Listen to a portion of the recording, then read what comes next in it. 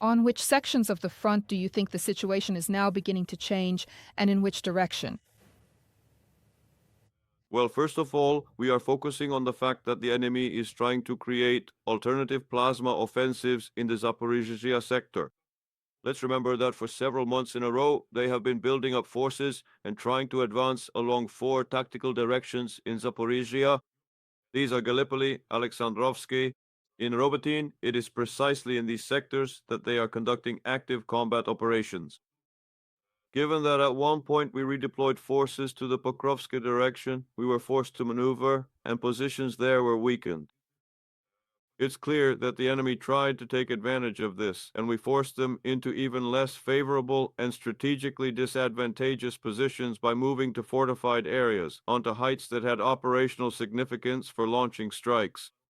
Therefore, on the one hand, a small part of the territory was left under enemy attack, but on the other hand, we took up more advantageous positions. Now we are beginning to squeeze the enemy more effectively in many sectors. The active offensive they declared a week ago is already over. It is no longer taking place. Now we are striking and using firepower against their reserves. What is especially important is that we have now started to destroy the railway that supplies these groups with equipment, weapons, and ammunition. The manpower that has been brought in is of limited significance because Pokrovsk is drawing away enormous forces, and this is where the main concentration of Russian troops is now. Therefore, the Hulyapol direction, Makhka, Robotyne, and the Alexandrovsk direction are also very tense right now. But we have already managed to establish defensive positions because I should also note, to some extent, engineers were deployed at the Kostrodiski level. Now we have updated them, or, as I said before, adapted them to the terrain, and that's why we are still able to hold back the enemy and destroy large numbers of them. Now, the reserves they tried to bring up are no longer significant, although the fighting remains very intense.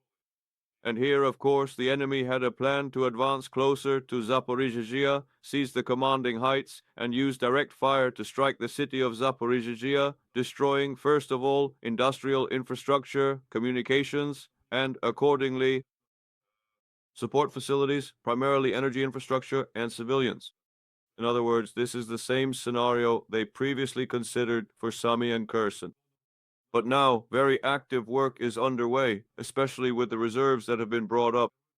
Strikes are being carried out not only along the front, but also on the enemy's flanks. In some sectors, we have advanced several hundred meters in order to secure more advantageous positions. In other words, there is a difficult, intense struggle taking place in every direction. Therefore, I believe that at this moment we have more or less stabilized the situation and will hold the front. If we talk about other areas right now, of course, the Pokrovske direction is the most difficult. The enemy tried under the cover of fog. Right now, the fog is very thick in these sectors to advance into the city itself. We have also mastered the tactics of detecting them. The fog isn't just for the enemy. It can also save us and be our ally. That's why we set up ambushes. In certain sectors, not only have we cleared the area, but we've also destroyed enemy groups of 3 to 5 people who tried to advance. This happened from the north, from the south, and even through the center. Their tactic was a mass landing from different points. For now, the order is to enter the city, but we won't let them, to neutralize all the groups.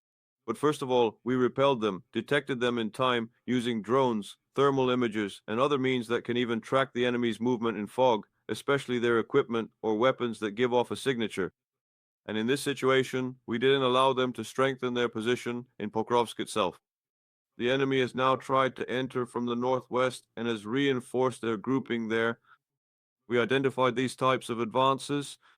Certain, so to speak, sabotage groups also carried out an attack as part of their neutralization movement, but we stopped them.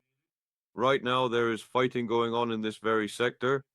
The enemy is trying to move to the south as well, that is, from different directions, to bypass the city and attempt to enter either first with a sabotage group and then with armored vehicles.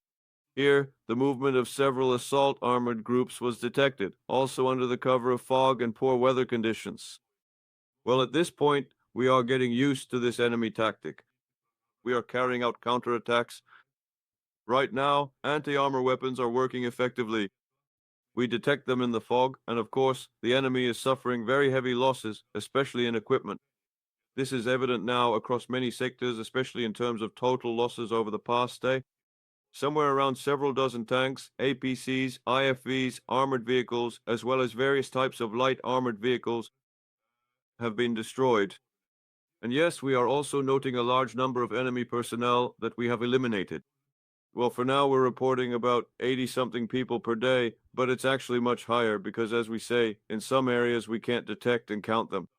But it's definitely over 100 every day if we're able to confirm it. That's a very significant portion, especially of those troops who have special training, those who are able to fight in urban environments. These aren't just conscripts who were thrown in and don't know what to do. We are eliminating them. These are the troops specifically trained for this. These are airborne troops, air assault units, the ones who have already operated in cities when they entered our settlements. So for them, eliminating up to 100 people is already a major success, and this is the neutralization of any possible further actions. We are continuing the operation in Dobropilya, continuing the operation to destroy their logistics routes. They are unable to get in here. It's the same situation. They are trying to enter Mirnorod. It's roughly the same picture as in Pokrovsk, but we are holding the logistics route that supplies Mirnorod.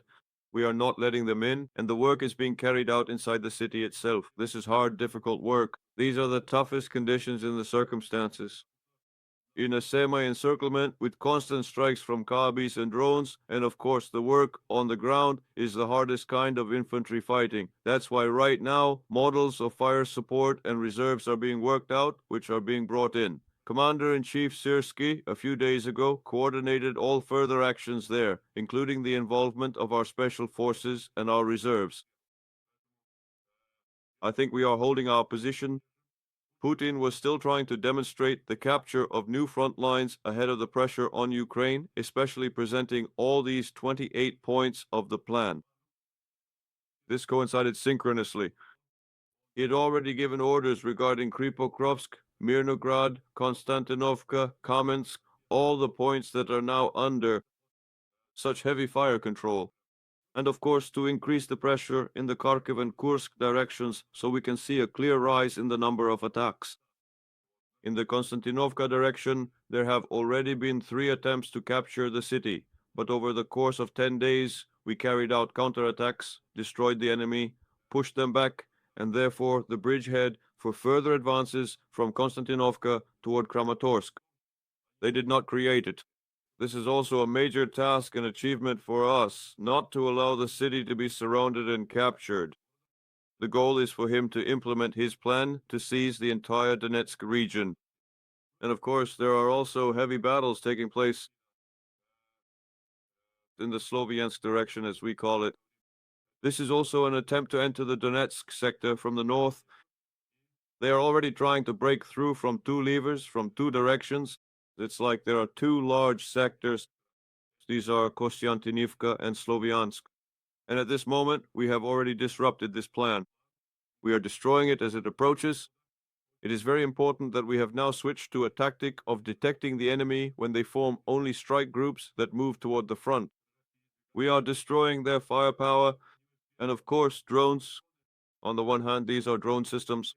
The systems have been improved, and on the other hand, these are strikes on launchers, drones, which we have mentioned many times. This is a very important way to neutralize systemic strike or control over entire sectors of our front, where heavy fighting is taking place.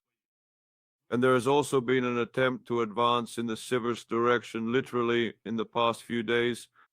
Here, the enemy is trying to push forward, to reach new lines, to get to the right bank of the Oskil, to establish new positions, and especially to launch a direct clear attack on Siversk. Just yesterday, or the day before, they entered the outskirts, but we managed to repel these attacks and neutralize the group that tried to flank the city from both sides. So we can see that the situation is difficult, but in any case, there is progress because even by the number of attacks, for example, we say 150, whereas before it was 268. In other words, their reserves are partially depleted. The enemy is unable to concentrate strike forces in a specific sector for active advancement. The fact that Putin tried to claim in Starodinsk that the captured cities like Kubinsk were under control turned out to be a bluff. And so, in this situation, the entire model on which Putin's current strategy is built to show that he is winning, capturing new cities, and advancing further has not been successful. So, overall, we can say Putin's military trump card today for exerting pressure